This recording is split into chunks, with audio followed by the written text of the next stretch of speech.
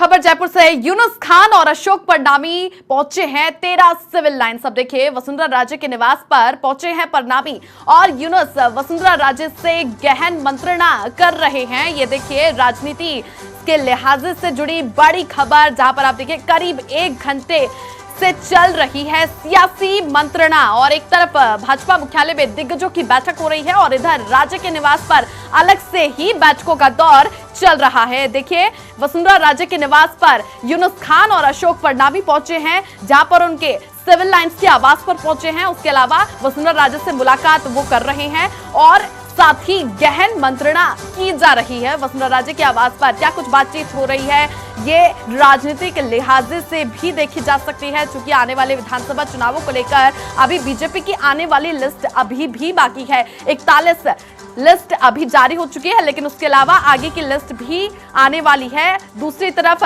BJP मुख्यालय में दिग्गजों की बैठक चल रही है। हमारे सहयोगी पिंटू सिंह जुड़ चुके हैं। पिंटू, एक तरफ वसुंधरा राजे के निवास पर गहन मंत्रणा की जा रही है, यूनुस खान और अशोक परनामी वहां पर पहुंचे हुए हैं और बीजेपी मुख्यालय में भी एक बैठक अलग से चल रही है।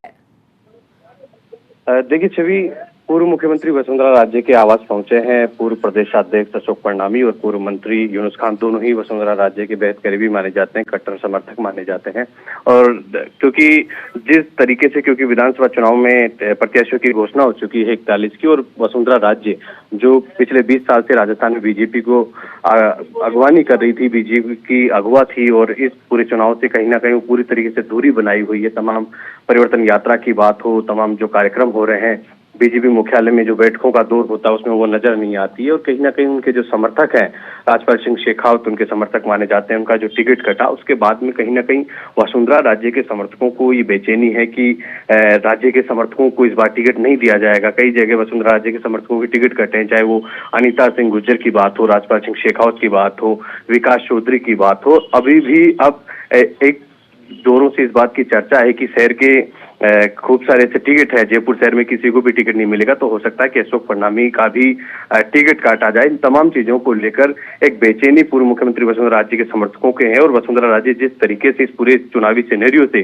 कहीं ना कहीं दूर है, इस बात को लेकर कहीं ना कहीं कई प्रकार के मायने भी निकाले जा रहे हैं। और अब तमाम जो ऐसे नेता हैं वसुंधरा राजे के, वो लगातार वसुंधरा राजे से चर्चा कर रहे हैं आगामी रणनीति को भी लेकर कि क्या टिकट नहीं मिला तो चुनाव लड़ना है, पार्टी के साथ रहना, अलग अलग तरीके की चीजें हैं। लेकिन एक तरफ बीजेपी मुख्यालय में कोर ग्रुप के जो प्रमुख नेता हैं वो यहाँ पर चुनावी मंत्रणा कर रहे हैं। दूसरी तरफ वसुंधरा राजे के जो समर्थक है वो वहां पर मीटिंगें चल रही है। ये कई सियासी मायनों में कई तरीके से अलग है और कई अलग अलग इस बात के संकेत दे रहे हैं कि बीजेपी में सब कुछ ठीक नहीं है। और वसुंधरा राजे के समर्थकों में एक बेचैनी जरूर है। जब से पहली लिस्ट आई है और कई कद्दावरों के टिकट कटे हैं, नरपत सिंह राजवी भी कई बार वसुंधरा राजे का समर्थन करते रहे हैं पिछले 5 सालों में, उनका टिकट काटा गया। उसके बाद में कहीं ना कहीं वसुंधरा राजे के समर्थकों में बेचैनी है। और ये मुलाकात काफी अहम मानी जा रही है कि यूनुस खान और अशोक परनामी दोनों ही वसुंधरा राजे के राइट हैंड माने जाते हैं।